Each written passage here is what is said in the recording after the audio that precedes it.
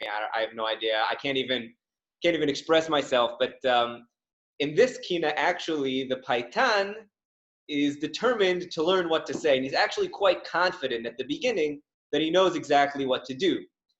In the first stanza, he says, "A'alei iti shamayim," right? I will cause the heavens to lament with me. In the third stanza, he says he will rally the entire heavenly court to his cause. He says, "Agarei iti kol bnei bayit, egrom sheyomar ba'al habayit." I'll get everybody together, and we'll all yell and scream, and I'll force the Baal Habayit to come to our aid. And yet, in the next three stanzas, okay, all of a sudden, the absolute certainty of the plan falls completely apart, and its ultimate utility all of a sudden becomes non-existent. Because even if the angels on high and Kol Am Yisrael below may unite behind the cry of the Paitan, God remains elusive and unresponsive. So it appears that the abrupt change in tone in the kina from "I got this, I know exactly what to say, I know exactly what to do, get everybody on board, let's do this thing," to "all right, well, this isn't working." It's almost like, okay, well, he did everything he thought he was going to do, he tried, and he failed. Then he realized that his plan is futile. And at the end of stanza 6, he's lamenting the fact that no one hears his cry. And it gets even worse than that, because he cries at the end, "Ve'eda milin bam le'amtsehu." I wish I knew the words, milin, I wish I knew the words that I could use to bring him close. I thought I had them, I guess I don't. He addresses God directly, and he's trying endless combinations of formulas and prayer and expression, and nothing works, right? One of my, now I don't want to say favorite lines, but one of the very meaningful lines, "Ehafcha ve'et hapcha ki'ofan b'milai." I'm constantly turning over and turning over and turning over my words like a spinning wheel, trying to find the right combination that maybe I'll get him and I'll convince him. And the knowledge that the Paitan is really, he's tried everything to reach the heavens, and nothing worked. It's completely frustrating. He says, "If only someone would listen." It's really the ultimate breakdown of communication in a relationship, I think. I mean, one side is ready to meet again, prepared a speech, practiced it countless times in front of the mirror, but the other side simply unavailable, right? God is not even picking up the phone. And the response is, "Mi ten li ever ki yona." Would that I had the wings of a dove. Would that I could just fly away beyond this charade of a relationship. I might as well fly to the cemetery, is what he says in a later verse. It's a cemetery? A place of sobering certainty, which reflects the powerlessness that I feel. Atusa veshkona ad chatzar hamavet. I'll fly away to the cemetery, right? There I know how things work. There at least I know that nothing I say will have any sort of effect, because they're all dead there. It's all over. And so there's a certain fatalistic stage of this kina, but then, but it doesn't end that way exactly. Because the kina say not really, right? Is really what he says. Not really. I don't really feel that way. That's not really what I want. Right? I still miss you. And instead of preparing the right words, right, which is all he's trying to do the whole time,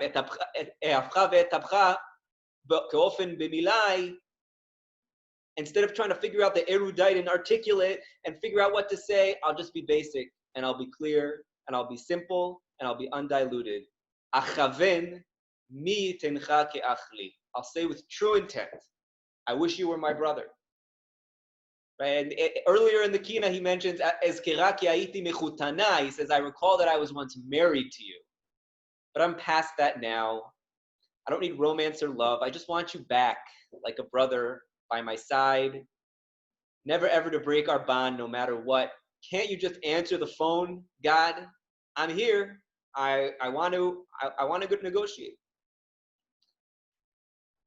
So after we went through the roller coaster of the kina, let's go back to our original question. Right? The final stanza returns to our original question. Why won't God intervene and put an end to the suffering? And I think what's a very, very harsh reality to accept sometimes in personal relationships, in spiritual relationships, whatever that means, that sometimes it's not a question of want, but it's a question of viability. Right? God says himself explicitly in this kina that he is in pain in the last verse. Me'ai v'libi nishpachu. And he may even want, kivyachol, to relent and repair, but the Jewish people left him. They betrayed him. And they went over his head and destroyed his glory. And he said, Eichati farti mera'ashoti hashlichu. How could they go over my head and throw down my glory? Right? God's not responding to any of the previous actions, previous of the stanzas, but he just lays out the facts. And really what he's saying is, sometimes in a relationship, your actions are so egregious that the words of regret are meaningless. You can't say anything. And until the pain subsides, nothing can be said that can penetrate the anger and regret. The kina ends with a harsh reality. Sometimes the action is so bad and the pain so great that words of prayer and supplication simply don't matter.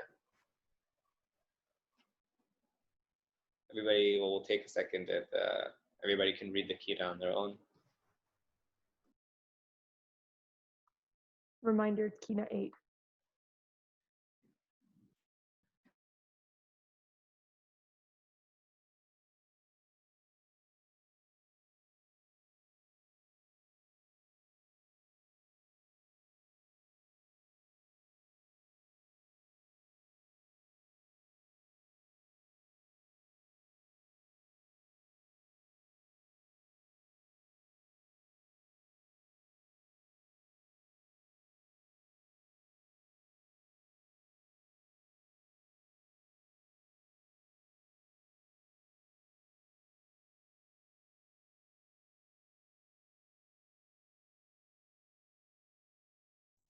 The biggest challenge for us in our day and for many generations.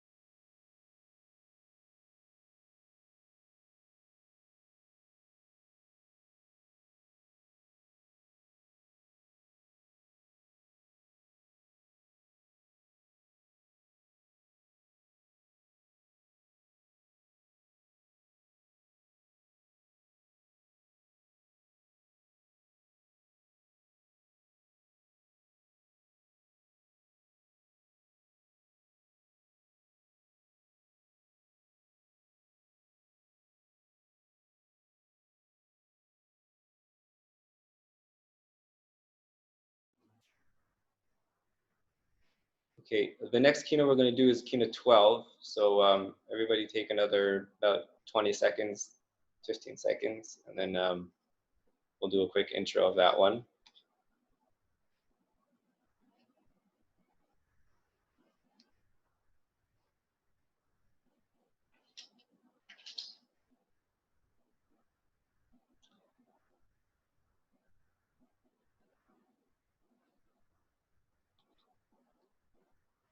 Okay, so kina number 12 is called Oholi Asher Ta'avta. Ta'avta im Aleph, not Ta'avta im Ayin. Oholi Asher Ta'avta, my tent that you desired. And throughout the entire kina, the same theme repeats itself. God planned for the temple. God wanted the temple. God considered the temple before the world was even created, but won't allow it to be rebuilt. The Paitan wonders aloud why God would purposefully extend the period of the destruction if the temple was truly so important to him. In the final stanza, a resolution of sorts is suggested. This was always meant to happen. Kifid chakuk bechapo. Therefore, despite the temporary pain, God is not intervening to rectify the situation, for it is part of a greater plan, a plan whose next stage is healing, רפואתי בטוחה כי רגע באפו. Okay, I think that way of thinking is very familiar to all of us, right? Something bad happens, and our immediate reaction is to try and fit it into a greater plan of how things work and where things are supposed to go and in what direction things are supposed to progress. And if we can somehow fit it into the meta narrative, so we will be able to sleep at night. But at first glance, the answer is unsatisfactory. Instead of examining the inherent reasons for this period of pain, the Paitan simply bends and broadens his narrative to include a time of anguish previously believed to be unthinkable. Okay, I didn't think this would happen. It happened, so let's change the meta-narrative to fit it in. But the invoking of inevitability, right? This had to happen. To make a sense of a difficult situation has more than explanatory power. It doesn't just give an explanation. It creates space for humility, for relinquishing control, right? Accepting that destruction, we can accept that destruction is an inherent part of the human experience, and understanding that on a certain level, nothing man creates, even if destined to do so by God himself, nothing man creates can be eternally constant. That sends home a very fundamental message. Until the end of time, there will always be something to build and improve, some fallen dream that needs to be reconstructed. Man need not be saddened necessarily by this pattern, for it's part of creation itself. Right? Like it says, like the Paitan says, Achor vakedem mipo vipo. Before and after, from here to there, we've always known that destruction is a part. Yet, integrating the pain into the general narrative does not diminish the shock, like Allison talked about. Each stanza actually ends with the word po, here. There's an immediacy and an urgency, an incredulity, once hopeful, now befuddled. And kind of the way that I think about it is, it's like someone who was sure that they left their car keys in a specific place. Po, here. And then they come back and they find that it's gone. But I thought it was here. I put it here. I meant for it to be here. It's always been here, and now it's not here. Po, here. I'm here now. Bitzion. And there's a reason I came here in the first place. It's because, God, you chose here. The spirit of the Mikdash was present already in the tents of the Avot at Har Sinai. Also, the Shekhinah could manifest here. But now nothing's here. My car keys are gone. In his own dwelling place, God has become like a fleeing hero, a sojourner, oreach bamalon, a guest. The place where I thought I would find him, where I thought I would find all the answers, is no longer. And the feeling that I'm left with when I read this kina is, I'm here, where I thought I would find him, where I thought I would find all the answers. Nothing's here that I thought was going to be here, so where to now? Okay, we're on Kina 12.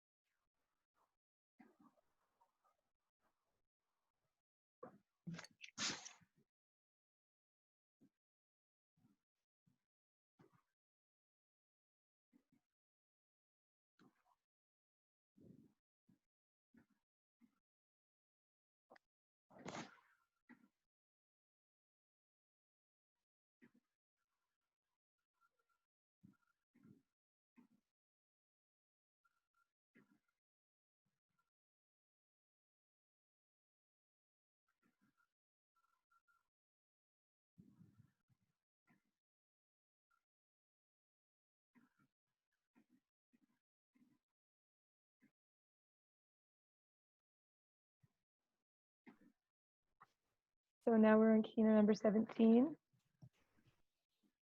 Terrible, terrible, terrible Kina. The worst. This Kina. Oh, I wanted to make 2 announcements before I continue. Okay, so I know I put it up a million times, but just in case new people come and they can't see the old chat, just a reminder again, we have a copy of all the Keynote in a file in the group chat.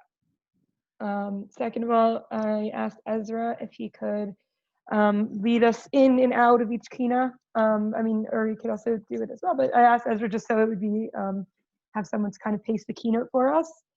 So he'll say the first beginning words and then he'll say the ending. Okay, so Kina number 17. Kina, so starts pretty intense. As I recall, women eating their own fruit, their coddled babes. Alalili. So this Kina is going to go into some of the terrible things that happened that never thought would be possible after the destruction of the Beit HaMikdash. It's gonna go through that. I'll give an example or one or two. Women eating their own fruit, their coddled babes, woe is me. The imagery in this Kina is so strong, it is almost impossible not to feel truly deeply saddened. It pulls a heartstring, for we all have mothers who loved us and held us, who twirled our hair and hugged us tight and promised to always protect us. We know a bit what a child means to his mother, but this disgusting truth which is no imagery, but a recounting of a past, a mother eating their own fruits. Alalili, woe is me. The compassionate cooking their own children, once preciously measured ounce by ounce. Elisheva loved her new child more than she had ever loved anything in her whole life. She loved coddling her golden locks and kissing his rosy cheeks. Every day she would lovingly measure his growth, and for each tefach that he grew, she donated a gold coin to the Beit HaMikdash. She waited patiently for each tefach and let her son hold the beautiful gold coin as they walked to the Beit HaMikdash. Each tefach was precious, but this wealthy woman's money quickly depleted as the siege of Jerusalem continued. Slowly she felt the hunger grow within her. As the hunger sank in, her sanity depleted. She watched her child from afar, losing all the compassion she once had. One day her hunger drove her to pick up her child and throw him in a boiling pot. She quickly ate her once beloved son, satiated for the first time in a long time. As she searched for something to clean up the mess, she fell upon the stick she used to measure her son's growth. The shock of this loving tool drove her to crumble to the floor in tears. She looked out the window and saw her city Jerusalem in ruins. She raised her head and once saw the still standing Beit HaMikdash, which held so many precious coins, and cried, Alalili, Alalili, woe is me, woe is me. The compassionate cooking their own children, once preciously measured ounce by ounce. And there's so many more examples in this, and usually every year I read all the examples of there's stuff that reminds me of the Holocaust, the killing of 80,000 Kohanim trying to hide out in the Beit HaMikdash, thinking they were safe there. But I actually wanted to read something that I wrote because I'm always trying to think of how I can relate to the keynote, how I can bring it to myself, make it personal. So I wanted to speak of a friend that if I look back on her life story, I think it's unbelievable. And I think it's unbelievable what pain can exist in this world. Okay. That she was abused by her father, Alalili, Alalili. That she was raped at age 12, woe is me, woe is me. That she would mix all the drugs in the cabinet and swallow them up, Alalili, Alalili. That she would cut up her arms, Alalili, Alalili. That she would smash her own hand with a hammer, Alalili, Alalili. That a drug dealer would throw a brick at her window in Teaneck, New Jersey, Alalili, Alalili. That she would be found under a car, Alalili, Alalili. That she would take every class in college but never graduate because of one credit, woe is me, woe is me. That she would get electric shock therapy and it wouldn't even work, woe is me, woe is me. That she lived in a homeless shelter and she was raped there too. Alili, alili. That her arms are full of scars. Alili, alili. That she's been on the center of death, on the brink of death more times than I can count. Alili, alili. That she cannot count the amount of times she has been to the psych ward. Woe is me, woe is me. Okay. Now the dialogue of the Kina changes and Hashem responds. You ask and you plead, how has this happened? But you do not answer my question. How is a prophet, a priest, killed by his fellows in the Beit HaMikdash? There was a Kohen, Zachariah, that I think will be talked about by other people later, killed in the Beit HaMikdash. You wonder why the Beit HaMikdash did not protect you when you yourselves murdered a man there. You ask me why the mothers eat their children, but you do not answer my question. And with too many atrocities to recall, we are at a standstill, both Hashem and man, challenging the other. When did the Jews become the enemy of their children, their priest, their Navi, their God, and themselves? Alili, alili. Kina 17. אם תאכלן אנשים פריים וללי טיפוחים על הלילי.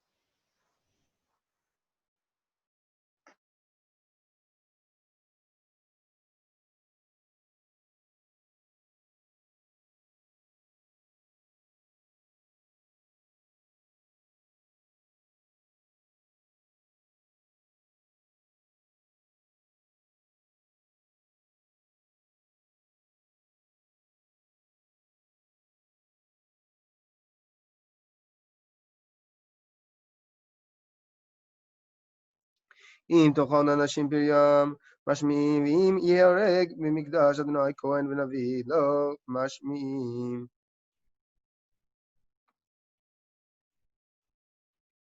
Okay, we are in Kina Chaf Aleph 21, Arzeh Lebanon, and we're following the previous Kina, which Ellison explained so powerfully, which focuses on the pain and the exquisite, unbelievable pain of the common person, of the common mother. We're going to still focus on the pain of individuals, but now we're focusing on the killing and the torture of our great tzaddikim, our great leaders. And you'll notice that it's written a little bit differently. It's more poetic. There's a more of a martyr feeling, more of a beautiful atmosphere in this killing, that it was done for a reason. It doesn't focus tells the story of the terrible pain, but it doesn't go into the gory details. It tries to give a somewhat of a different message. This is, of course, the same story that Ashkenazim read on Yom Kippur in Musaf after the Avodah, Aseret Harogei Malchut. There it's Ela Eskara. This is the same story, and much of it is similar, and it's known to us, and much of it is the same. So we have many of the same characters, not all the same characters. You have Shimon ben Gamliel, Ishmael ben Elisha, who are killed first. Neither of them want to go first, so as not to see the other killed first. The lot falls on Rabbi Shimon. He is beheaded, as we know. Rabbi Ishmael, known for his beauty, he's flayed alive to preserve his skin. And he only cries out when the knife reaches the place where he puts the tefillin. We have Rabbi Akiva here, killed with the metal combs, as he says the Shema, although the Shema part is not in this account. And we have Hananiah ben Tradion, who was wrapped in the Torah and burned alive. So much of the story is familiar, either from the Yom Kippur service, from Midrash, from the Talmud, but there are some important differences here. And those differences stem from the purpose of saying it here versus saying it in Yom Kippur. In Yom Kippur, obviously, there is some element of mourning because we just talked about the details of the Yom Kippur service, and then we are expressing our sorrow that we can't truly serve in the Beit HaMikdash anymore. We can only speak about it and imitate it in our synagogues. So there is some mourning, but obviously on Yom Kippur, there is the element of tshuva, of repentance. So the story is structured a little bit differently there. We have the reason in the Yom Kippur version. Like was mentioned earlier, it was for the sin of selling Yosef to the Ishmaelim. So this is somewhat a repentance, at least as the story presents it, for that sin of our forefathers. We also have Rabbi Ishmael's ascent to heaven, where he finds out it's a decree from God that there's a reason for the suffering and that the Rabbanim accept their fate without questioning it. But on Tisha B'Av, we don't have the reason, we don't have the explanation, the sin that this is the reason why this is happening. All we have is the suffering, and it focuses on the fact of the suffering, that suffering can exist without any reason, or without any reason that's clear to us. And we just experience the emotion of the pain of the loss of our leaders. Now, historically, we don't know who wrote it. It was probably written in the Middle Ages. And I can imagine that it helped Jews who were suffering other sorts of martyrdom at the hands of the Crusaders, a way to make sense of the pain that they saw around them, especially with Rabbi Akiva saying the Shema, and Elazar ben Shamua saying the Kiddush when he was stabbed to death in the tail. Now, it's clear that these rabbis lived at different times. You had two rabbis who lived during the destruction. The rest lived later during the time of the Bar Kokhba revolt, which is a couple of generations later. So why do we make an effort to put it on one day? First of all, it certainly heightens the drama in putting this pain together, but it also encapsulates or packages this whole extended period of suffering into one tangible or understandable moment, that this is the long moment where we descend into a long exile. This isn't going to be a 7-year exile. This is going to be a deeply painful, dark exile with the Crusades and with the Holocaust and with us not knowing when it will end. And this sets the stage for it. So we're at Kina Chaf Aleph 21, Arzei Levanon. Arzei Levanon, Nadire, Hatorah, Balei, Sreisim, Bimishna, Vigumara.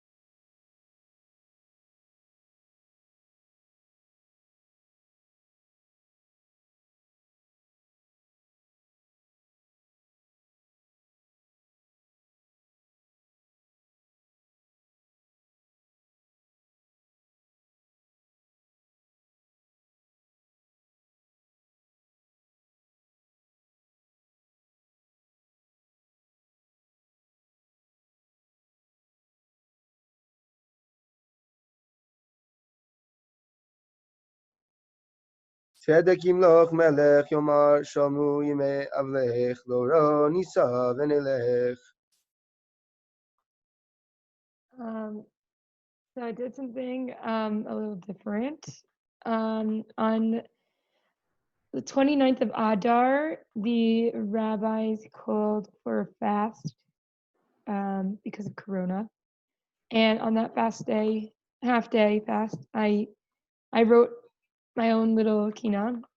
And even though they obviously like pale in comparison to these kinnot, because number one, it's in English, and these people are doing insane lyrical things with the psukim and the Tanakh. Second of all, the ability to weave together portions and pieces of the Torah is unbelievable. And obviously, I'm realizing now where I put it, but whatever, just because I don't want to mess with the schedule already. We're clearly still in the Beit HaMikdash Kinnot, so this isn't in the Kinnah, but I decided that it was okay to do it. I mean, I guess I could have asked, but because I don't really think Kinnot are about how good they are. I think they're about, trying to bring something out within ourselves. And I thought, even if it is my own words and it's, more, it's very simple. Maybe we could, I can relate to, maybe someone else might, relate to something that's just happening right now. Might be a little bit easier to elicit like some emotions. So that was just my thoughts, and that's why I did it. So I'll put it on the screen and I'll just explain a little bit what I wrote. It's in English. Okay. It's pretty, it's very simple, so it's not so hard to understand, but so the main idea here is that, there's a theme in the Tanakh of there's an idea of like al naharot Babel, crying on Babel, and there's also the Nile. No, we didn't cry there, but we can't cry on rivers because we can't go anywhere. So we can only cry on the rivers of our own tears. So I wrote that, right? We only have our own small thin voices to be our friends, which is obviously an allusion to Kol Dimama Daka, that God's voice is a small thin voice, because we're stuck with silence. Some people are sitting alone. I mean, maybe feel a lot of noise. They're with children, but some people are all alone, and like the elderly. So I thought they're only left with that small thin voice. But right now, is that voice more of an enemy or of a friend? Obviously, like everyone's waiting for this to end. For some people, it just doesn't end because some people even have died in this time. Wrote in solitude of caves and mountains. So here I'm referring to the time period where Izebel was trying to kill the Nevi'im. Basically, Izebel was the wife of Achab, right? She was the wife of Achab, and she was. They decided together that they wanted to kill all the prophets. So the prophets had to hide in these caves. And sometimes she would find them, hundreds of prophets, and she would kill them all inside of their dwelling. And I said, does it not feel like Izebel is holding the dagger to our chest? It's this dangerous fiend, like this slimy, like virus. We don't know what it is. It's waging war against me, against us.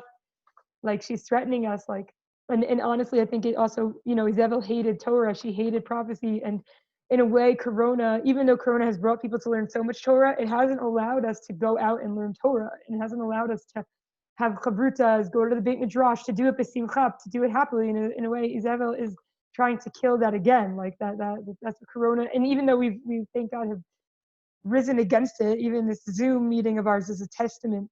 At the same time, it has been very hard, especially I would say in the Haredi community that doesn't have internet and they don't have computers, and they it's a mess. It's very hard for them. Like they have to find out so many ways to learn. It was so confusing. I can imagine it's hard for everyone. It's so confusing for them, not having the technology and having to figure out, and having, so yeah, the rivers of our tears, and just referring to the shofar, like we're waiting for all this to end, and this is bringing back to the Beit HaMikdash that, on this untimely fast that we're waiting, and the end of the day, like really it is about the Beit HaMikdash, because all tragedy obviously stems from the something is off in the world, something is creating. There's a virus, there's a parasite in our very spiritual world. Like something is destroying us. Is it our sins? Is it like, where is it coming from? It seems that it started to me like on Gan Eden. I don't even know. But this parasite is here and it creates constant tragedy in the world. And it never ends. This is just a sweet line that we wish we could go out, like Shammai says in Pirkei Avot, and greet each other with kind words and a smile. And we're not able to do just a simple thing like that, just to smile, and then we could bring it to Tisha B'av that we can't even smile today. We can't even say how you doing, what's up. And then it goes back to the idea of silence. We have that silence of death and loneliness and bereftness. And I like this line that we thought, I spoke about before, that things that we thought were untakeable have been taken from us. Because, I think that brings, again, back to the Beit HaMikdash. They used to sit there and they used to say, it's actually, in Yirmiyahu, I love this line. They go, Heichal Hashem, Heichal Hashem, Heichal Hashem Hema. There's the house of God. There's the house of God. There's the house of God. And the Malbim says, why does it say 3 times? Because the first 2 times are the Nevi'ei Sheker and the false prophets, and they're saying, that's the Beit HaMikdash. What are you guys worrying about? We can do whatever we want. We have the Beit HaMikdash. And Yirmiyahu's like, no, Heichal Hashem Hema, it's inside of you. That's what the Malbim says. It's inside of you. What do you think? That's the Beit HaMikdash standing there? No. It's inside of you. And if you keep doing what you're doing, if you keep running, it's going to be taken from you. And that idea of things, in Jewish history, things we thought untakeable, the Beit HaMikdash, they thought it was untakeable. I think they never, obviously, like, a terrible comparison, it's a good comparison, is the land of Eretz Yisrael, Medinat Yisrael. We think it's I know that we say it could obviously be taken from us, God forbid, but I don't know, like, truly, it feels untakeable. I could never imagine a world where Medinat Yisrael is taken from me, that I can't live here anymore. But I don't know. Jewish history has shown me that many things can be taken from us that I never thought could be taken. And also, I guess Corona reminded me of that. Did I ever think that I couldn't go to my sister's wedding? No. It seemed impossible. No, I can't fly to America. Untakeable. So in this illusion of daily life, so I think actually it's an illusion. I don't know, illusion, whatever, of daily life. So I would say that, when I was definitely in the depths of Corona, sitting in that apartment, thank God I was near my family, but I was by myself, like, it felt very, it was an illusion. Like, I was like, okay, thank God I had work on Zoom. Okay, I'm going to get up and speak to these kids on Zoom, and then I'm going to do this. And like, I would have to create weird schedules. Like, going to the supermarket was like the outing of the century, like I had to plan that. And it was an illusion. It wasn't my daily life understood, but I think it's actually every day is an illusion of daily life. Because if Corona has taught me anything, this is Rav Moses. I heard this idea from Rav Moses, nothing is certain. This is all an illusion. God can take anything with a snap of a finger. Like, anything can change at any moment. What we think is so important, it becomes not even important at all. And then so we call out for respite. We want here, sound the call that we think most brief, bring back your cloud.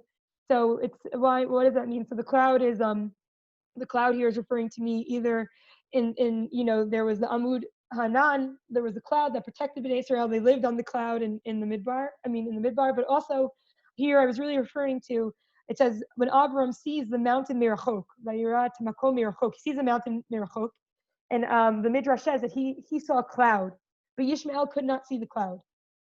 So the idea is that, the cloud is the Shekhinah. And we want that Shekhinah to come back, the Amud Hanan, the cloud that Avram can see, only those enlightened can see. So bring it back to us. And then obviously just bring the Kur, like bring a new world dressed in spring.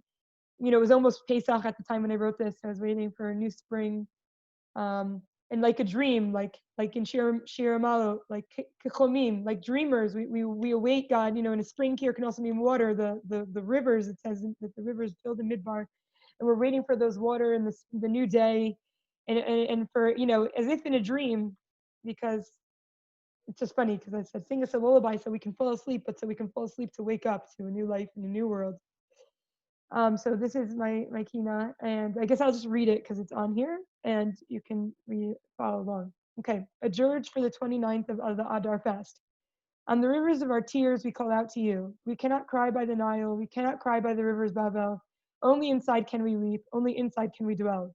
We dwell with fear. We dwell with sorrow. Small thin voices have become our friends. Everyone waiting for tomorrow, but for some today it ends. In solitude of caves and mountains, we ask of you, Is my life better than my death? Is Izebel not holding a dagger to my chest? Is not a slimy, dangerous fiend waging war against me? On the rivers of our tears, we wait, we listen, we long to hear the shofar's blast, safe at last, the song of salvation on this untimely fast. I remember when we used to go and greet another, as Shammai said, with a smile and kind words when a minion could still be heard. Now it is silence of death, the silence of loneliness, the silence of those bereft of things we thought untakeable.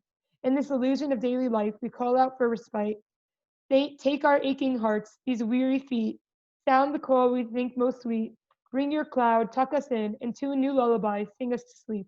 As if a dream, will you please bring a new world dressed in spring? Part the waters, bring the cure. Though our hands are tainted, our pleas are pure. Okay. Hurry up.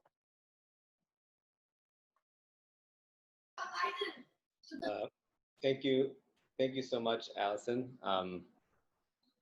It's definitely one of the challenges of Tisha B'Av is making it personal, and it's really beautiful the way that you made it personal.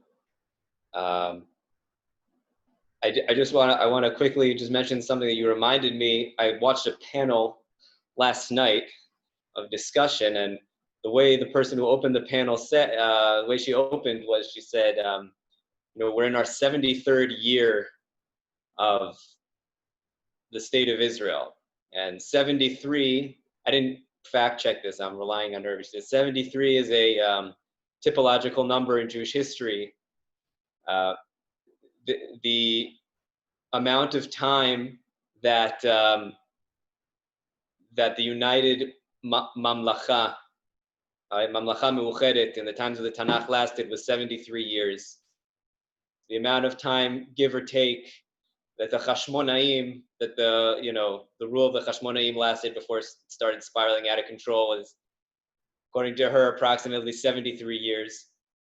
And the way she opened the panel was, she asked, here we are, year 73. Are we in danger of there not being a year 74? And obviously, this is a question that's just like you said. Nobody wants to think about that, and something that's unfathomable. But it's exactly like you said, that in the times of Yirmiyahu, people were 110% convinced that this couldn't happen. I'll just give a quick example of the way that we can sometimes build myths for ourselves based on false comparisons. We know that in the times of Chizkiyahu HaMelech, not too long after the 10 tribes were exiled from Shomron and Mamlechet Israel, so Sancheriv came and he made it all the way to Yerushalayim, and the Jewish people, were really on death's door, and the entire Assyrian army was there, and everyone thought they were all gonna die. But something happened. There was a miracle. There was an attack somewhere else in the area, and the army had to get up and leave. The biblical narrative is that everybody died. But in any event, one can assume that there was this memory in the national consciousness of a huge army coming, camping on Yerushalayim, getting ready to destroy Yerushalayim, and then all of a sudden a miracle happening and then being drawn somewhere else.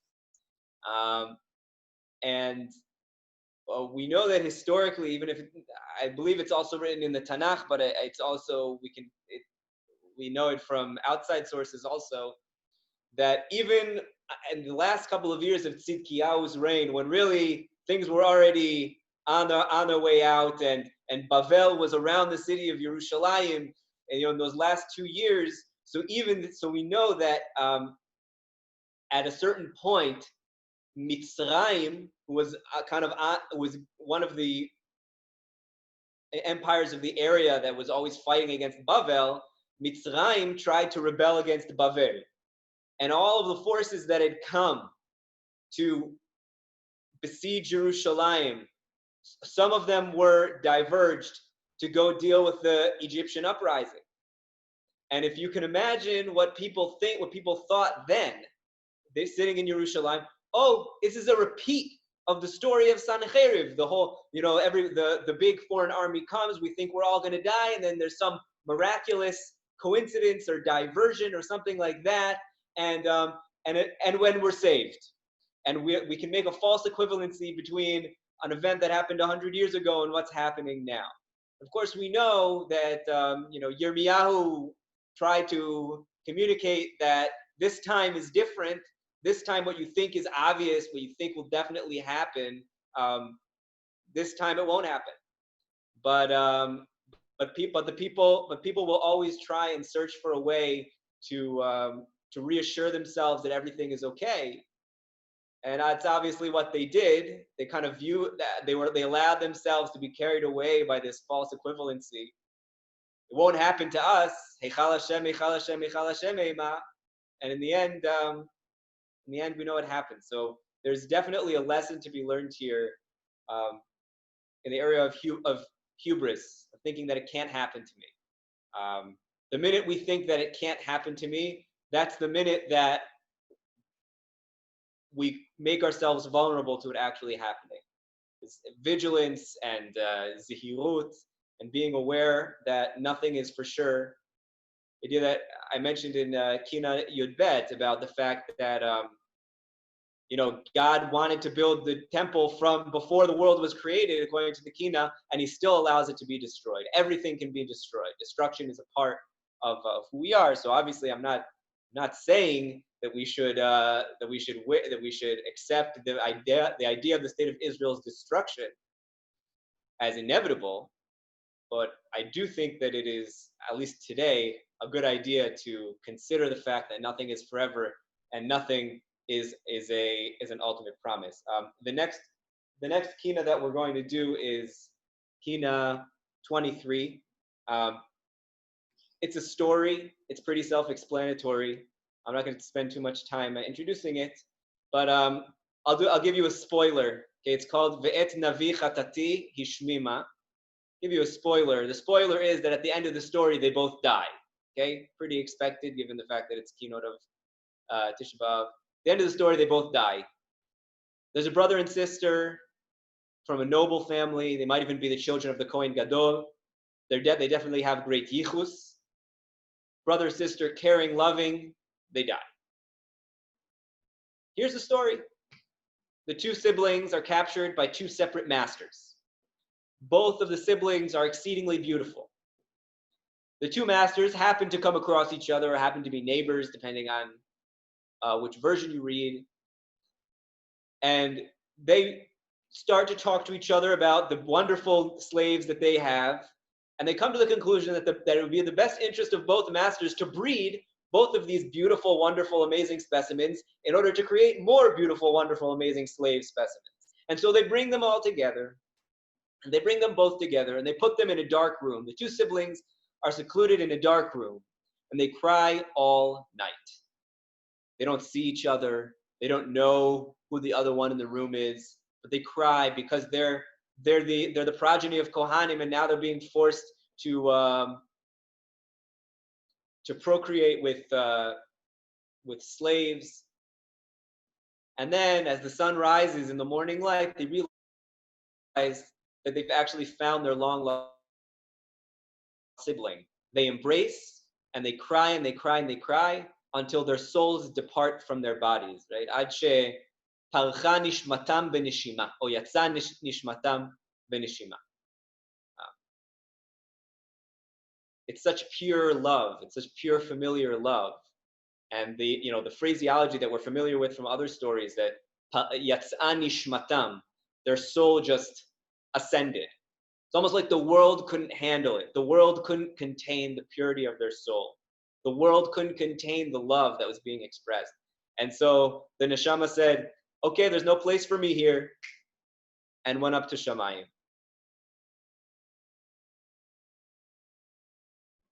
The way it kind of makes me feel that the destruction, the depraved reality, the farce of a life that divides families, only to reunite them by chance in these sordid circumstances, that it's almost like the Kina's coming to say it doesn't deserve such pure souls. Some souls are so beautiful, some love so sublime and complete that it can't be contained by this broken, this scattered, and this fragmented reality. The idea that there's a world that's so broken that it can't handle love is horrifying. And it kind of just made me think about the fact that the world that we're living in right now, I don't want to say now more than ever, because I've only been alive for a very brief period of time in the comparison with the history of the world, but there's a lot of shever, there's a lot of brokenness. There's a lot of people that won't talk to each other. There's a lot of people that can't talk to each other. There's a lot of modes of communication that are just not functioning right now. And what I was kind of meditating on is our world so broken that it can't handle certain forms of love? Is our world so broken that it's not conducive to certain connections? I hope that's not true, but that's what this Kina made me think about. Kina 23. Esnavi Khatasi Shmima Dimasi Alechia Azrima Vayam Zaniania Arima Vahima Miyamim Yamima.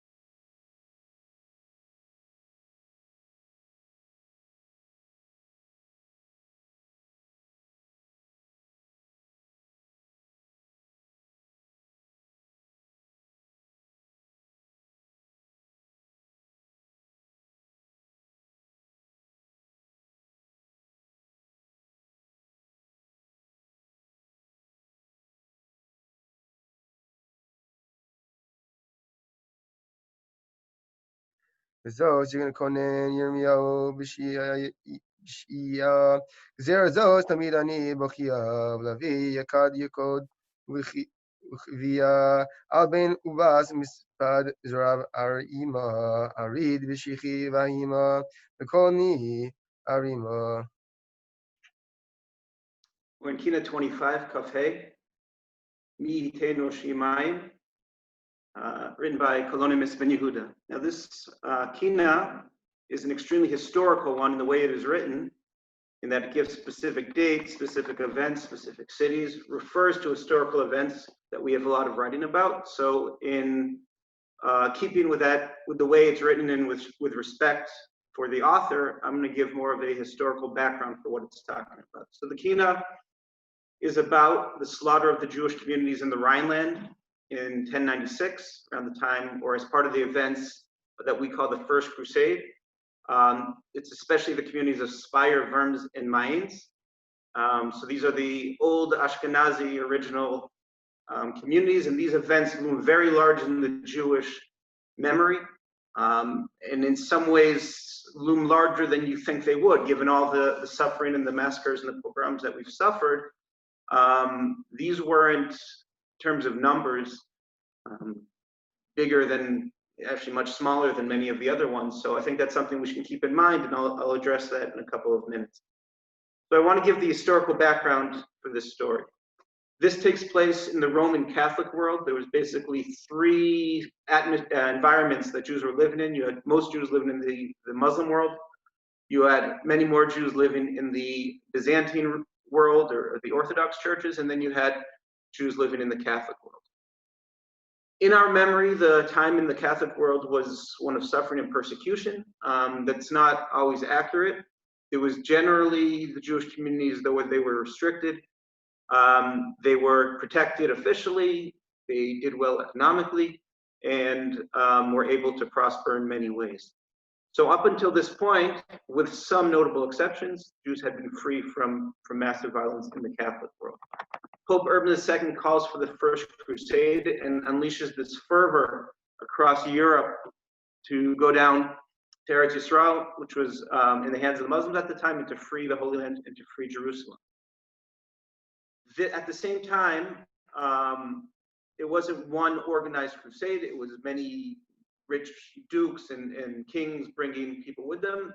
And there were masses of German and French farmers who made their way as well. And the most prominent was under a count named Emicho, E-M-I-C-H-O. He had about 10,000 men. He was the main perpetrator of the violence that we're going to read about. His main attack was on the Jews of Mainz, where he killed more than 1,100 Jews. And we have good Jewish chroniclers from the period, some anonymous, some by name, and they focus on the mass suicide by Jews.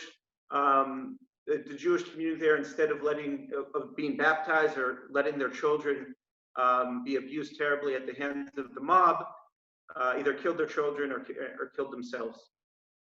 Now, on a somewhat quote-unquote happy note, Emicho and his mob, after they go through the Rhineland and kill some Jews there, they reach Hungary, where the king of Hungary doesn't let them through. A battle takes place, and the mob that had just killed the Jews is slaughtered by the Hungarians. So there is some revenge, at least to some of our attackers. Now, the question that I asked before, why does this loom so large in Jewish memory, I would like to deal with, and I think there's a couple reasons for it. First of all, like I said, the Jews in the Catholic world could no longer be assured of their safety. And many people see this as the first instance of an early medieval pogrom, and even the first instance of organized violent anti-Semitism. And from here, it's somewhat a straight line to the gas chambers and to the crematoria in Auschwitz. So this is really where it starts. Also, in the Jewish communal side, Jewish communities were quite isolated and separate in the different worlds before this time, but this actually, in terms of the letters that the Jews from the Rhineland sent to the Jews in Jerusalem to warn them, this caused a closer connection between the communities, which persisted through the years. Now, at the time, the Jewish writers tried to connect and find meaning in their current suffering with past Jewish tales, many of them from the Tanakh. And they especially focused on the idea of Jewish suicide. So that obviously took them to the death of Shaul, and then outside of the Tanakh to the story of Masad. Now, there was also a concerted attempt to connect this with Akedat Yitzchak, where there had to be a sacrifice for God. Of course, as we know, Akedat Yitzchak, there was no real sacrifice in the end. That's the whole point of the story. And here, Jews actually killed their kids. There is a midrash, which many of you know, about Yitzchak actually dying during the Kedah and coming back. So that one really took prominence at this time and was spread around.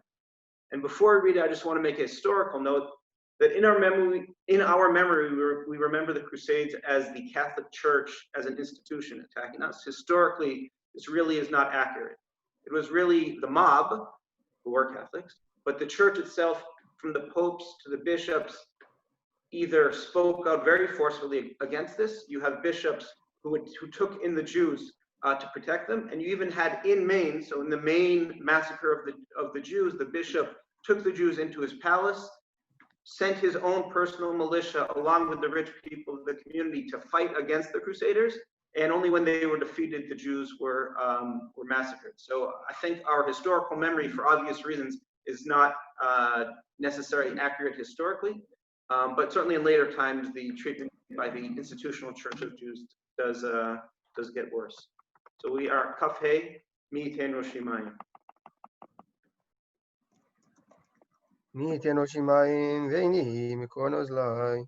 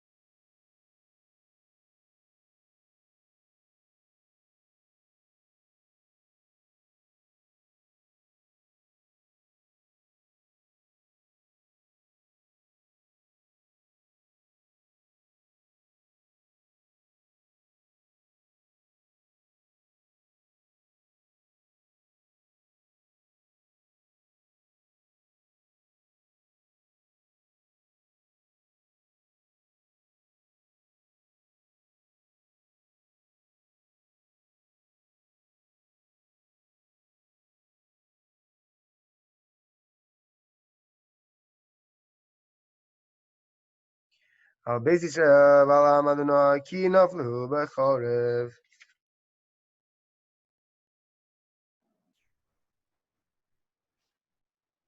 We're on Kina 28. Ech tenachamuni hevel. The title is pretty self-explanatory. How can nothingness or futility be a source of comfort for me? And truthfully, it's the same story every year, as it says in the second stanza. B'zeh yom b'chol shana idan alai shina. This day, every year, there's something about this day, right? And this is a reference, I get, to the fact that so many times over the course of history, bad things have happened to the Jewish people in this time period. Right? For what feels like forever, this time of year has held tragedy, and every year at this time, we're sad. What's the purpose of this sadness? Does it make us feel better? No, it doesn't. Each stanza, until the last one, ends in the same bitter refrain. Echenachem. How can I be comforted? What is this supposed to make me feel better? This ritual we come back to every year, it doesn't comfort us. It can't comfort us. You know, when people ask, how are you? Is a classic thing. I think about this a lot. Something that we do a lot in modern societies. We ask, how are you? And the expected response is, I'm fine. I'm fine. I don't know what's going on in this little exchange. On a regular basis, we're expected to repress our feelings of pain and anger and act like nothing is bothering us. How many times a day do people ask you, how are you? Ma shlomcha? You say, beseder, I'm fine. And I understand that for the majority of the year, this expectation and this kind of choreography definitely has utility. It's a key part of socialization, right? Every time somebody asks you, how are you? You don't spill all of your deepest, darkest secrets for an hour. But we can't allow this choreography to sterilize the bite of our justified demands and anxieties. Tisha B'Av is a day we can say, no, we're not okay. And nothing can be said that will make it okay. And maybe that it's for this reason that on Tisha B'Av, you can't greet your fellow man. It's one of the halachot of Tisha B'Av is you can't say, hi, how are you? Because on this day, it's forbidden to engage in the standard charade of business as usual, of everything being fine. Today, we take a breath. We recognize that it hurts, and then we try and recognize where it hurts. Refreshingly, this particular kina is a pure, undiluted expression and affirmation of the legitimate nature of pain. The Paitan expresses pain. The existence of his pain is affirmed. No guilt or sin is mentioned, like in a lot of Kinnot. Allison mentioned at the beginning, one of the Kinnot that we did does involve at the end a challenge. Well, you guys did something wrong. Kina 6 and Kina 8. But this Kina, like a lot of other Kinnot, is just an expression of pain. There's no guilt or sin mentioned, like we deserve it. No explanation or justification. Just stanza after stanza of adversity. Everything hurts, and so much is not okay. About me, about Am Yisrael, about the world. On Tisha B'Av, it's a day that we declare we've had enough. We're not going to keep on going saying everything's fine, everything's fine, everything's fine, because it's not. And we're going to admit to ourselves and to the world that something needs to change so that next year we're not here again reading the same Kinnot, asking how in the world we're supposed to be comforted. We're on Kinnot 28. איך תנחמוני הבל, כינורי נהפך לבל.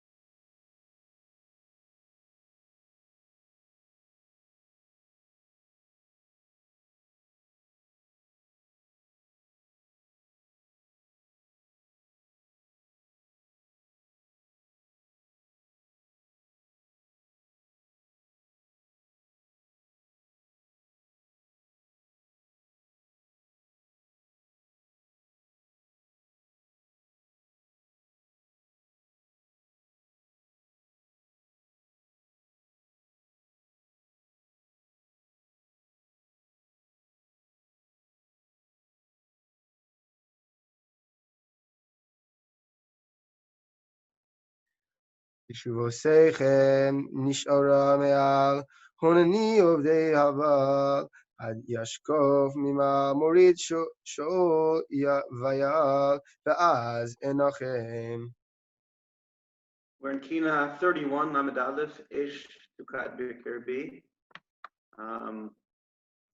This Kina is simple in its structure, but that's what makes it more powerful and more devastating. It's a comparison between the happiness, the joy, the hope that we felt when we left Egypt, and the despair, the longing, the utter desperate sorrow that we felt, or that we feel when we left Jerusalem. Now, this is a comparison of events that took place more than 14 centuries apart, and they're written in the first person. B'tzeiti miMitzrayim, b'tzeiti miYerushalayim, as if they both happened to us personally. Rabbi Soloveitchik says that just as we have that chiyuv that we all know about to feel as if Yetziat Mitzrayim happened to us, we also must feel that the Chorban happened to us, and in many ways it did, because every day that the Beit HaMikdash is not rebuilt, it's as if it is destroyed again. And the rebuilding of the Beit HaMikdash, as we know, is in all of our hands. It's not something that we just wait and pray for. It depends on our actions, every single one of us, and the way that we treat each other. Now this kina plays on the parallelism between Egypt and Jerusalem, and also on the parallelism between Moshe and Yirmiyahu. So it talks about Az Yashir Moshe Shir Lo Yinasheh B'Tzeiti Mitzrayim V'Konen Yirmiyahu V'Nehem Nehiyeh B'Tzeiti Yerushalayim. There are a lot of comparisons, a lot of similarities between Yirmiyahu and Moshe, and the text that the Navi uses takes from Devarim and other places, which is only used in the context of Moshe. But also in their life story, they were both prophesied for 40 years. They both were opposed by members of their own tribes. Moshe was thrown into the river. Yirmiyahu was cast into a pit. Moshe was saved by a maidservant. Yirmiyahu was saved by a slave. And they both had very significant reproaches or rebukes of their fellow Jews. Now you'll notice in some of this kina, there's somewhat of a circular view of history, in that the description of leaving Jerusalem uses the pain and the words that are associated with Egypt. So we have Aronim v'shivim skenim b'tzeiti, Leviim Aronim v'shivim skenim b'tzeiti mitzrayim, Noksim v'monim mochrim b'konim b'tzeiti Yerushalayim. Noksim, of course, is the word for the slave drivers in Egypt. Noksim atzim lemor, and that's the word that's used when we leave Egypt. We leave Yerushalayim, we're going back to that same sort of slavery. Of course, if it is circular, if we're going to Egypt, there's also the Exodus from Egypt, which means we're not going to stay in Egypt forever. We'll have another Exodus. No matter how dark it is now, like I said last night, there's a light inside of each one of us and us as a people that is stronger and brighter than any darkness outside, and that is stronger than anything that anyone can do to us. We just have to remember that, and we have to remember to see it in our fellow Jew. That's why this kina ends with a surprisingly hopeful note at the very last line. Sason v'simcha v'nas yagon v'anacha v'shuvi Yerushalayim. When I return to Jerusalem, as we know we will all do. So again, we are in chapter 31, Kina Lamed Aleph. Wait, hold on, Ezra. Okay, for this one, everyone stand. Well, stand up. And then we sing it out loud. So I guess we'll attempt to sing over Zoom. Ezra, you want to start it? Forgetting exactly how there's a different tune for it. No, I just remember the. That one. No, that's Litzion. B'tzeiti Yeah, no, I got that part, but like I don't know how it starts.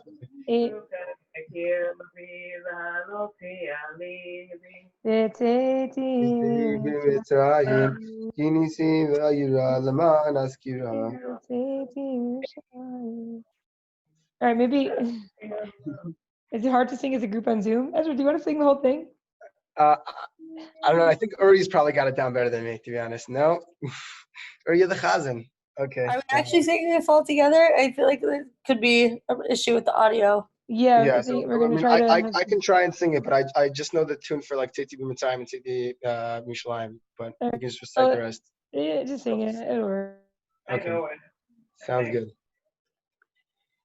Eshtokad b'kirbi v'alozi al libi b'tzeisi mitzrayim ki nisim ayira leman azkira b'tzeisi Yerushalayim az yashir Moshe shir lo yinaseh b'tzeisi mitzrayim v'konem Yirmiyah v'na nehiyah b'tzeisi Yerushalayim Beis konan v'shachan hanan b'tzeisi mitzrayim Achamat el shachna alai kanana b'tzeitim Yerushalayim Galeyam ramu v'chahum choma kamu b'tzeitim mitzrayim Sidonim shatafu v'avarushi tafu b'tzeitim Yerushalayim Lagan shamayim mitoya etzuvu mayim b'tzeitim mitzrayim Dana murorim u'mayim hamarim b'tzeitim Yerushalayim Ashkem v'arev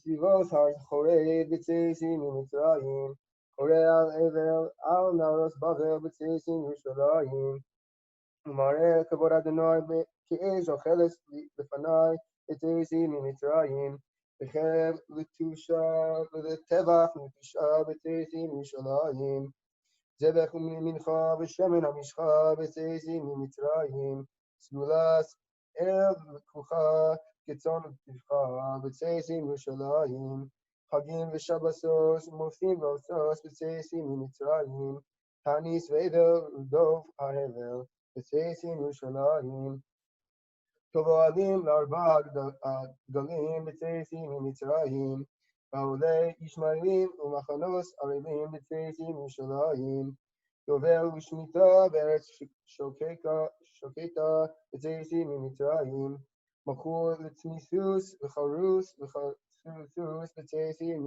מירושלים, כפורס וארון ואבני זיכרון בצאצאים ממצרים, ואבני הכלה וכלי הבלה בצאצאים מירושלים, לווים והארונים ושבים זקנים בצאצאים ממצרים, נוגסים ומונים ומוכרים וקונים בצאצאים מירושלים, משה יראנו ואהרון ינחנו בצאצאים ממצרים, וכנצב והנדס ינוס קיסר בצאצאים מירושלים, ארוך מלחמה ואדוני שמע בצאצאים ממצרים, רחק ממנו והננו בצאצאים מירושלים, תסרק ברוכס וסדרי מערכת בצאצאים ממצרים, חמה ניתכס מלא ספכס בצאצאים מירושלים, עולה וזבחים ואישי ניחוחים בצאצאים ממצרים, וחרב מקודרים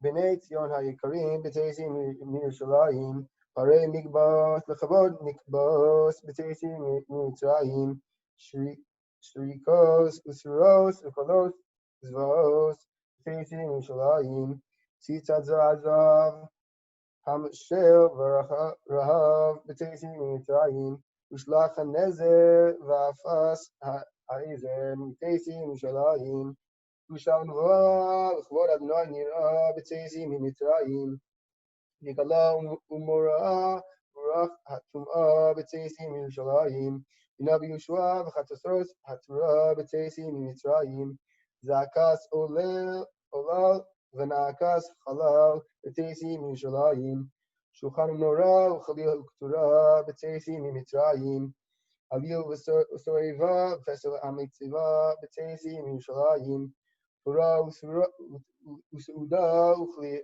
החמדה בצאצאים ממצרים, ששון ושמחה ונס יגון והנחה בשובי לירושלים.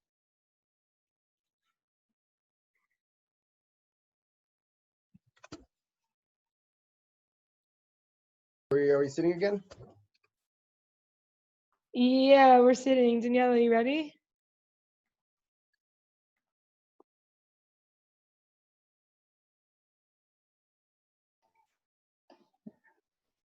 Can you see the screen?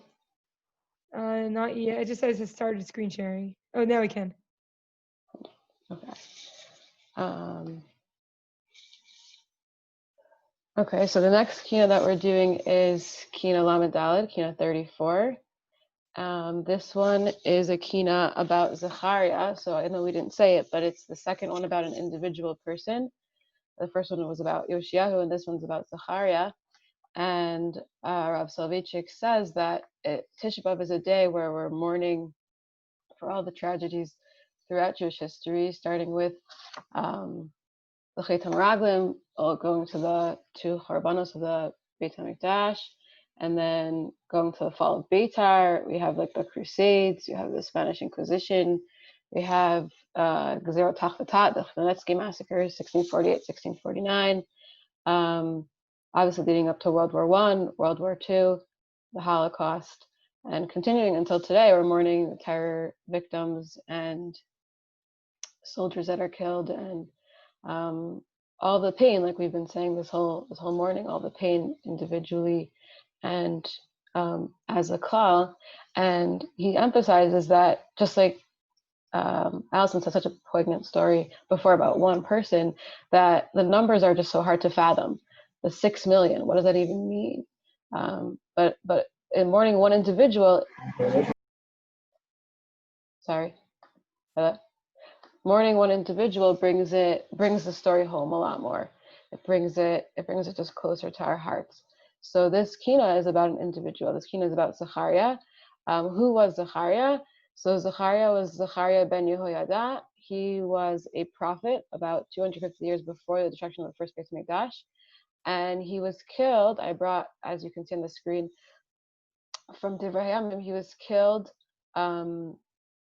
killed by the command of King Yoash, who his father had actually helped save. He was killed in the Chatzar Beit Hashem, in the actual on the Temple Mount, in the Beit HaMikdash, in the courtyard, after warning the people, please stop doing Averot, please do Teshuvah, because the Beit HaMikdash is an impending destruction. So actually today we have something called the Tomb of Zechariah. This is a picture from 1862. And you can see this is 1918, and this is just like from 2 years ago. It's right behind the old city. If you like go around from the Kota, from the Dung Gate, if you go all the way down, you'll see it under Har HaZitim, or on Har HaZitim. And it's not really his tomb, it's really like a nefesh, it's like a monument. There's no body inside of it. But this is, it's interesting because the tomb next to it, next to it is the Bnei Chazir, who are Kohanim who served during the time of Zechariah. So we know that this is for sure from around his time. And the Kina is about the story of what happened when Nebuzaradan, who is the chief executioner, the master murderer of Nebuchadnezzar, came to the Beit HaMikdash and saw Zechariah's blood. So I'm just going to go through parts of the story so you can see, kind of feel what happened that day. So the Rav Tabachim came, and what happened, that because Zechariah was killed, Zechariah, who was a Kohen, was killed, and a Navi was killed on Yom Kippur, which was also a Shabbos, 250 years beforehand in the Beit HaMikdash, and his blood boiled over. His blood was never stopped boiling on the floors of the Beit HaMikdash. Nebuzaradan came in 250 years later, and he found Damim Rotchim, he found this blood boiling. So he asked the Kohanim who were there, what is this blood? What's this blood that's boiling? And they said, don't worry, it's nothing, it's just the blood of the offerings. So Rabbi Ezra Schwartz actually says, because they lied and tried to cover up what they did, meaning even if they didn't do it personally, what their ancestors did and what they were complicit in, you'll see how many people died because of this, which shows the importance, obviously, of not covering up the things that we do. So Nebuzaradan says, okay, whose is it really? And eventually they say that it's going to be, it's Zechariah's blood. So he becomes Ki'ilu the Goel Hadam. He's going to avenge his blood for him. And he says, gather all of the Kohanim. I'm not going to be quiet. I'm not Alo Ashkod until the blood of the Navi Zechariah is silent, until it stops boiling. So what does he do? He stabs elders by the hundreds and young women by the 10,000s, and the blood still doesn't stop boiling. And then he kills all the Kohanim, and the blood still doesn't stop boiling. And he comes and he kills 300 babies, the Gemara tells us, and while their fathers, mothers were watching, and the blood still doesn't stop boiling. And the Charev Tsar No Kemet, and the revengeful sword keeps on taking revenge. The Kiryat Homia, we know Homia from Hatikva, like the city is crying out, it's with all this murder, and he yet continues to murder.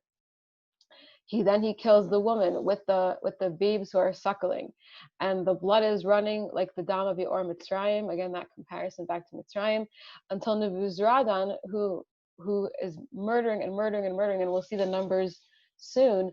He lifts his eyes to heaven, and he says to heaven, what do you want me to do? Do you want me to kill every single person who's left in Israel? And like he's saying, Zechariah, wow, what's up? What's with you? And then finally the blood stops to boil. And the story is so beyond powerful and so beyond heart-wrenching, and you can't even, until the Holocaust, I don't think it was even imaginable, feasible for us to understand how there could be so much murder. And the fact that the Gemara goes on and says, what happened next? What happened after this? Nebuzaradan became a Ger Tzedek. Nebuzaradan became a righteous convert. Why did he become a righteous convert? And the Gemara continues and tells us the story, and it actually gives us numbers. He killed 2,110,000 people. And then in Yerushalayim itself, he killed 940,000 people, which is upwards of 3 million people. And after that, he has the whole story with him and Zachariah and this in the Harabite. And then he says, wow, here tshuva. He had thoughts of tshuva. He said, Amar v'mayal im al nefesh achat kachahu gavra de katal kol nishmata achat kama. If they killed one person, they just killed Zachariah, and look how many people in retribution are being killed for Zachariah. Kal v'chomer, me who has killed millions of people. Like, what is going to be with me? What's going to happen to my soul? And right then and there, he became a ger tzedek, and the Gemara talks about that. Talks about him as being a model of someone who does teshuvah. So it's interesting that in the 1970s, 1980s, this was used in a lot of tshuva when asked if former Nazis can convert to Judaism. A lot of Rabbanim use Niv'u Jordan as an example of someone who can do tshuva. We can believe that their intent is actually for the good. They're not just in it for ulterior motives. And they use Niv'u Jordan as the source. Additionally, what does Zechariah represent? What does his murder represent? He's a Navi. He was a Kohen. He's someone who brought Kavod Shemayim to the world. Tisha B'Av is a day where we realize that there is so much lack of Kavod Shemayim. There's so much lack of Hashem's presence in the world. Just saying, like, thank God, everything's good. You turn eyes when you say things like that. This gaping hole of lack of Kavod Shemayim, which is emphasized by the so much pain that we know individually and we know as a nation that we're going through. That's part of what we're mourning today. And the last thing that Rav Savitri talks about, which I really felt was so powerful, that here is this chief executioner, this mass murderer, and even he has free will, and even he chooses to become a choser b'tshuva. So even though today really is a day of mourning, similar to Yom Kippur, it's also a day of tshuva, and it's a day of moed. It's a holiday in whatever sense that means. As we read last night in Eicha, if they were come together, right? We have like a Veda like we're doing today, albeit on Zoom, and we're here. We can bring the Yeshua. We can, as we've been saying, not have something on Zoom like this next year, but we can have something for real in the Beit HaMikdash. If we use the power that we have each within us and our choser b'tshuva ourselves. So with that, Akina, Lamed Daled 34.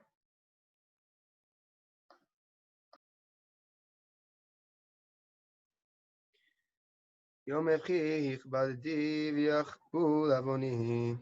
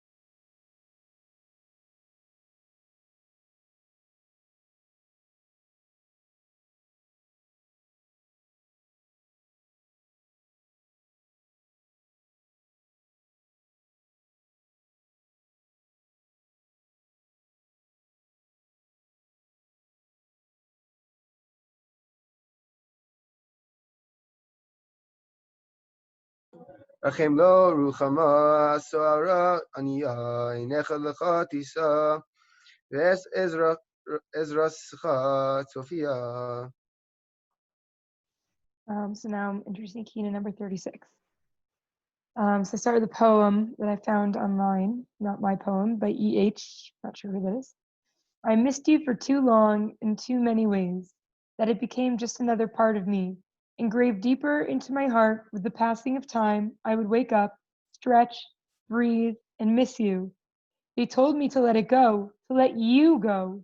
And I would say, you cannot simply will your heart to stop beating, that no matter how long you hold your breath for, you cannot hold it forever. And I can only stop missing you if I stop being myself entirely. First line of this kina, Zion, surely you will inquire after the well-being of your imprisoned ones. The Paitan asked if Sion is concerned. So this is from Salvation. The Paitan asked whether Sion is concerned with the well-being of her captives. It is noteworthy that they are described as the captives of Sion, not as the captains of the Romans or the Babylonians. Indeed, the Jewish people are prisoners of the land. They love the land and are loyal to the land and never want to be separated from the land. They are Assyriach, your captives. You, the land, have imprisoned them. No matter how difficult it will be for them, they will always try to return to you. Perhaps with a touch of irony, the Paitan directs the question to the land. Are you interested in the welfare of your captives? They are concerned with you. Are you concerned with them? The poem I read by E.H. demonstrates to me how we are captives of Sion. To forget Sion, to forget Yerushalayim, we would have to be somebody else entirely. Missing Yerushalayim is hoping for its rebuilding. That is a part of the very core of who I am. I would have to stop breathing, to stop thinking of Yerushalayim. I'm truly her prisoner. This kina is written by Rabbi Yehuda Levi. When all his counterparts were concerned with many other aspects of Yahadut, he was concerned with Sion. He was the truest prisoner of Sion, his heart utterly trapped in the east. One of the meanings of Sion is tall mountain, or bold rock, referring to a place hard to be conquered. The prophets referred to Sion in this way. Their intent was to emphasize to the enemies of the Jews all over the world that Sion is difficult to overcome. Sadly, we the Jews have felt the great challenge of conquering Sion. Legend has it that Rabbi Yehuda Levi made it to Sion, the land of his dreams, he bent to the ground to kiss the land and was trampled, experiencing the great difficulty and pain that Sion demands of her prisoners. But Sion has taken on a new meaning, a meaning it has given itself.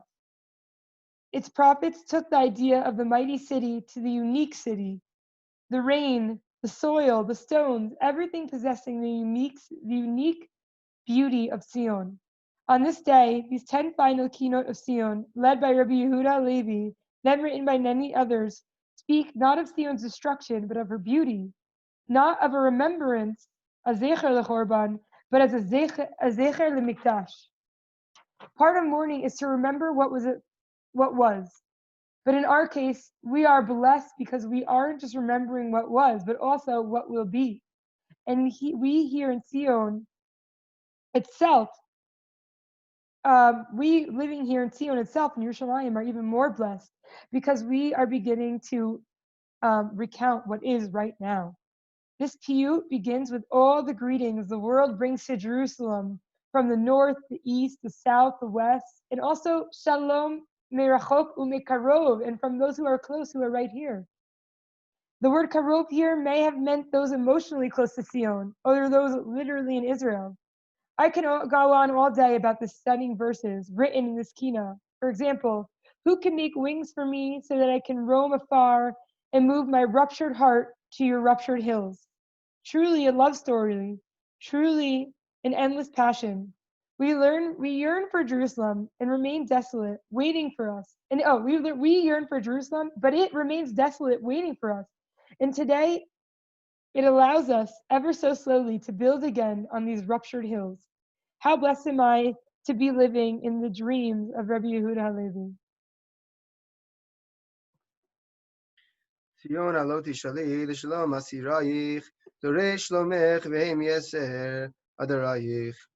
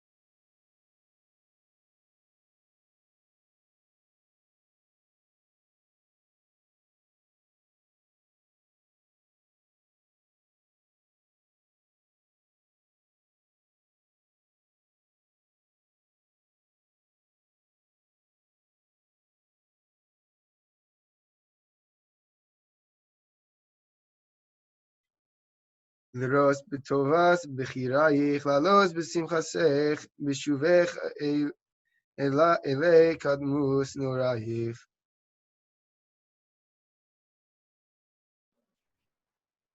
Next kina that we're going to do is kina 38, Sion Ateret Tzvi. In this kina, the way I felt when I read it yesterday to prepare for this, in this kina we're exposed to the power of daydreaming. It starts off somber and mournful, bewailing the fall of the exalted city of Jerusalem. Yet, in the 16th stanza, the Paitan begins to wax poetic about Jerusalem of old, painting a beautiful, vivid image of what life was like in the holy city before its fall from grace. Mystically, magically, the author transports us to another time, this alternate reality, depicting in great detail the city of the past, the sights and sounds and smells of the temple, continuing with the account just long enough for the reader to get carried away and confuse lamentation with celebration. And all of a sudden, the snap back to reality is then all the more harsh. Ata shmama bli vanim uvanot. Now it is desolate without children. The sudden fluctuation of sadness and celebration and sadness is quite disorienting. Okay. Truthfully, in stanza 13, there's an explanation for the erratic tone. The Paitan writes, Et er'e yofiech ekra meshorerim beshir. When I see, meaning when I'm reminded of your beauty, I call all the singers to sing. Et echze onyech ekra mekonenayich. When I see your poverty, I call the lamenters. These are loaded memories, or if they're not memories, because this was written obviously, a long time after the destruction, but these are emotionally charged and loaded mental images that have drastic and immediate effects on the author's demeanor. There's almost this manic undertone to this stanza. You have two extreme behaviors: public celebration, leading public celebration and leading a public mourning, and they're juxtaposed to each other. The quick manner of transition from one mood to the other is demonstrated in the fluctuation of the text of the kina itself. We all have people or stages in our lives that can elicit, at the drop of a hat, a physical reaction, a sudden change in mood or behavior, something that makes us run out and want to gather people together and sing, or makes us run out and gather people together to cry. The reading experience of this kina just kind of drags us along a roller coaster of emotions that characterizes those relationships and experiences that mean the most, that hurt the most, and remind us just how deeply we can feel. Pain, while not enjoyable itself, indirectly indicates the existence of our emotional faculties. We hurt because we loved, and we're not loved back. But this reminds us that we can love. We desired, and we were disappointed because we didn't get what we wanted. This reminds us that we can desire. We hurt someone else, and we regret it. But that reminds us that we can feel regret. We have higher expectations of ourselves. We valued something, and it was taken from us. But that pain reminds us that there are things that are important to us, that we're willing to allow other things to hold significance for us, even though it makes us vulnerable. Emotional pain is proof that you aren't as indifferent as you thought, that you can get swept off your feet in the middle of a sad moment, just like what happens to the Paitan in this particular kina, that you can dream and desire as well, even if it means that you're opening yourself up to pain afterwards. It's proof that you're not as indifferent as you thought. That's not necessarily a bad thing. May our capacity for emotional pain and spiritual frustration remind us that sensitivity, charged memories, charged mental images, these are oftentimes the things that drive us to create a better world and keep building. Because if we really didn't care, we wouldn't be here. Yona teres tzvi simcha samonayich, shalom kenahar kichim es adonayich.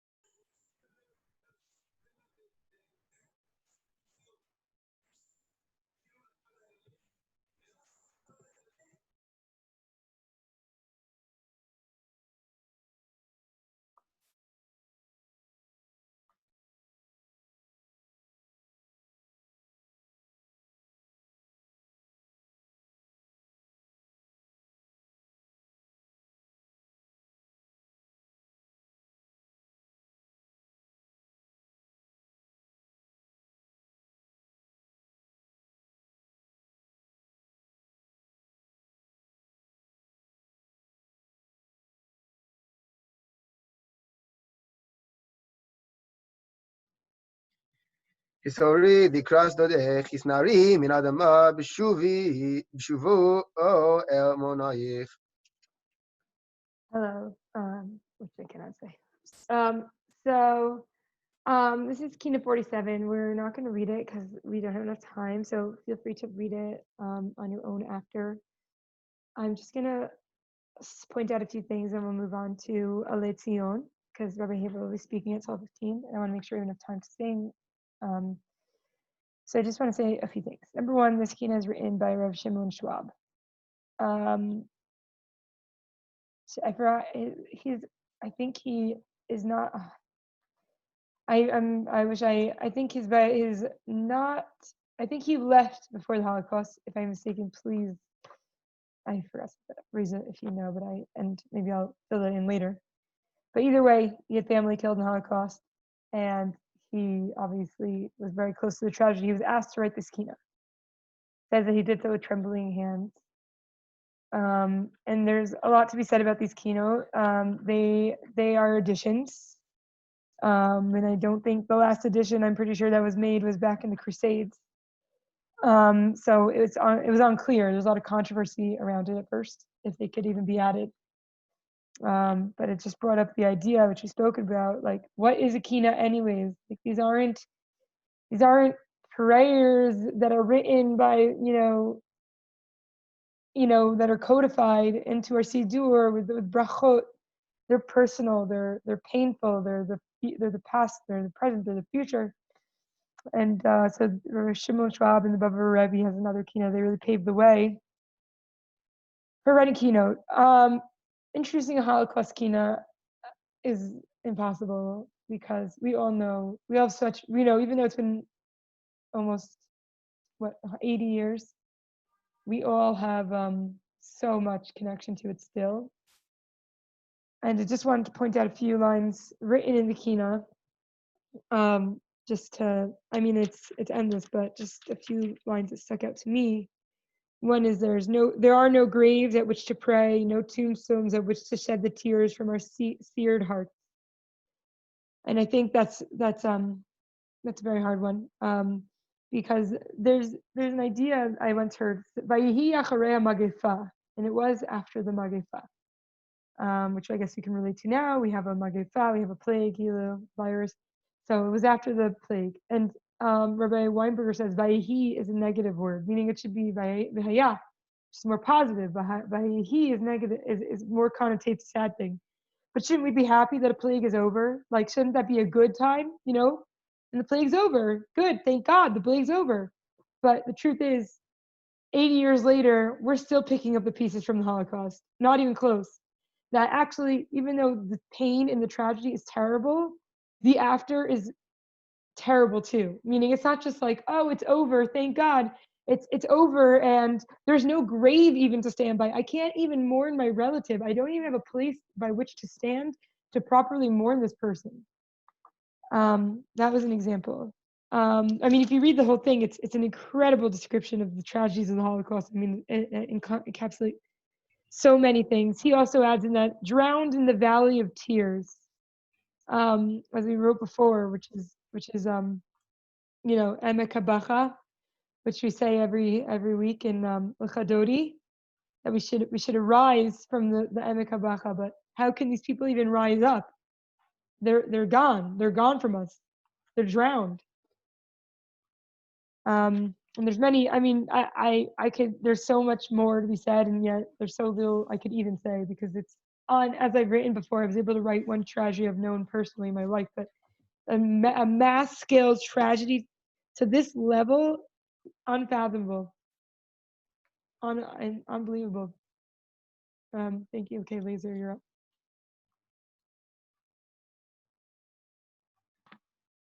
Okay, so we're in Kinam 45, Menhei, Eli Tzion.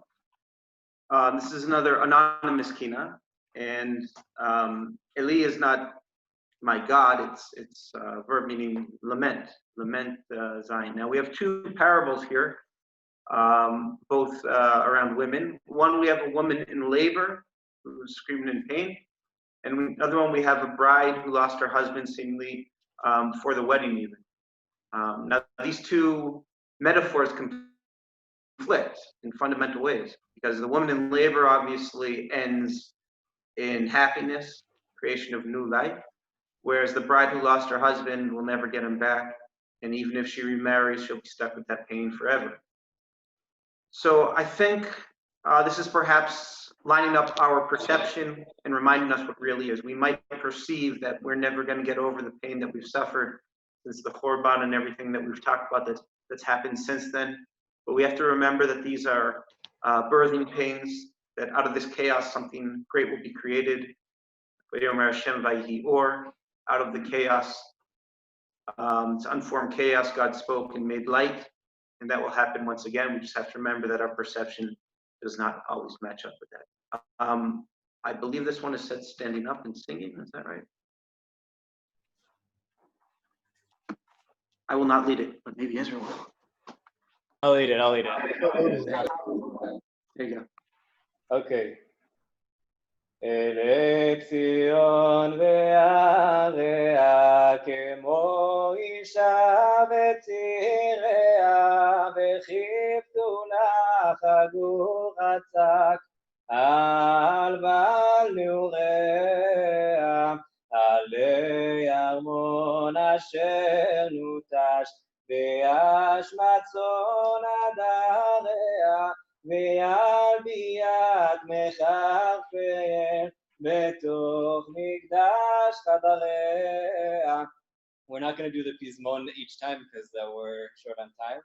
עלי גלות משרתיהם מני משיר זמריה ועל דמם אשר שופך כמו מימי גאוריה עלי הגיון בחוליה אשר דמם בהריה ועל בעד אשר שמם וביטול סנהדריה עלי זבחי תמידיה ופדיוני בכוריה ועל חילול כלי חל ומזבח כתוביה עלי דפי מלאכיה בני דוד גביריה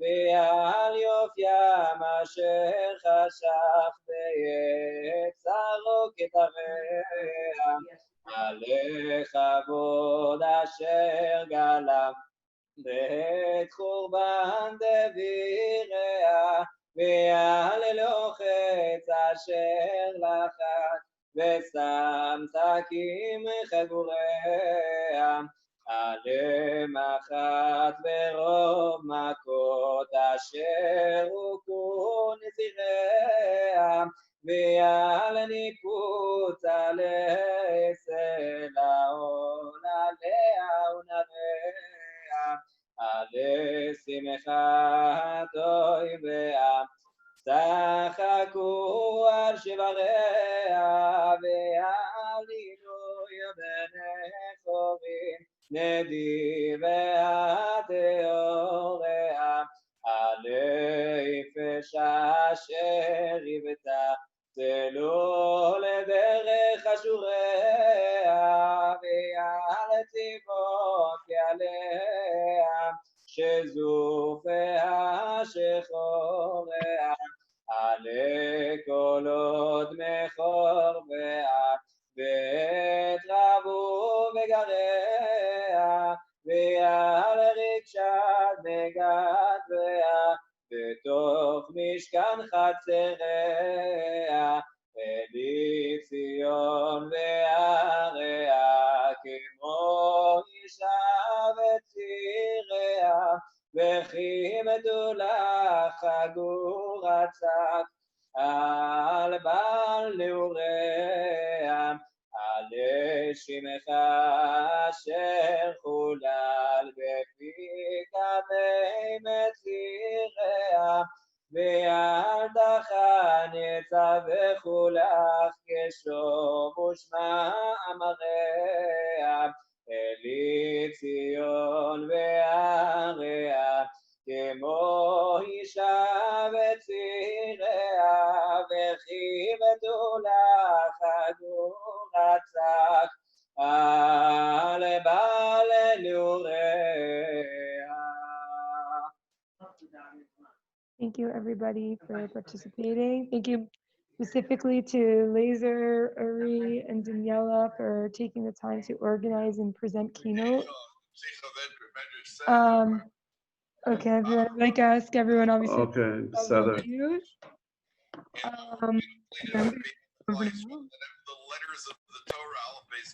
I'm gonna mute everybody, and then you can unmute yourself. Okay. So, yes, thank you, everybody. Obviously, we should never have another Tisha B'Av again, and yeah, Hashem should hear us, and we should hear him. So I attached in the chat. I thank you, Elon, for reminding me that 12:45 is Chatzot. I don't know, I don't know exactly the time Rabbi Haber's finishing, but you can sit on a higher chair at 12:45. In the middle of the year, You'll make an announce announcement. I'm going to get up too. We'll take a 2-minute break or whatever, 30 seconds. Okay, great. And just so everyone, I posted, Rabbi Haber has a source sheet, so I posted the source sheet in the chat. Rabbi Haber. But we'll put it up on the screen also. So. Oh, it's also going to be on the screen. So Rabbi Haber is my rabbi from MMY, and I ask him all my questions. I'm not really sure about all his teaching. I know that he teaches. He's a tour guide. He's able to. He's very. He combines Tanakh and Torah all together. And I am really grateful that he he's come to speak to us, and just to speak a second about Babyit. So this is a Babyit programming. We are located in Katmo and Baka, Rehavia area. We have just went virtual. Technically, we used to have a house, but now we are going to be even more grassroots than we used to be. It's going to be we are going to start having events in other people's houses online. So I just want to show you guys that Babyit is here. It's alive. This is our first program outside of the Babyit house. Aside from Corona Zoom time, but so yeah, without further ado, Rabbi Haber, we'll be happy to have you introduce to start your shir. Thank you, Allison. Just give me, I need to be the host so I can share and record. Yes, hold on, let me stop recording.